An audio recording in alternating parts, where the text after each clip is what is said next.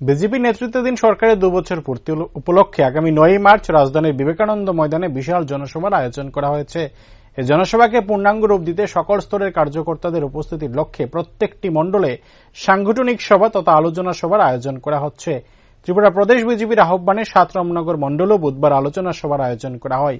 উপস্থিত ছিলেন আগরতলা পৌর নিগমের মেয়র তথা 7 রামনগর বিধানসভা কেন্দ্রের বিধায়ক দীপক মজুমদার সহ অন্যান্য নেতৃত্বরা। সাংবাদিকদের মুখোমুখি হয়ে এদিনের এই আলোচনা সভা সম্পর্কে বিস্তারিত জানিয়েছেন মেয়র তথা বিধায়ক দীপক মজুমদার।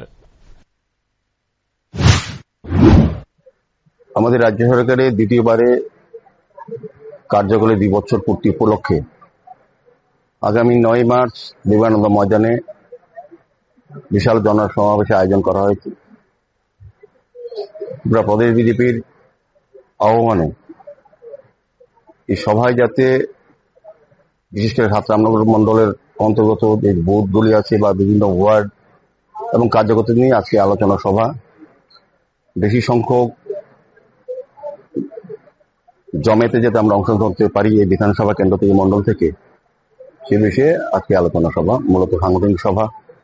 আমাদের কর্পোরেটররা আছেন, আমাদের নেতৃবৃন্দরা আছেন, এই বিধানসভা অন্তর্গত যারা রাজ্য কমিটি, ডিস্ট্রিক্ট বা বুথ লেভেলে কিংবা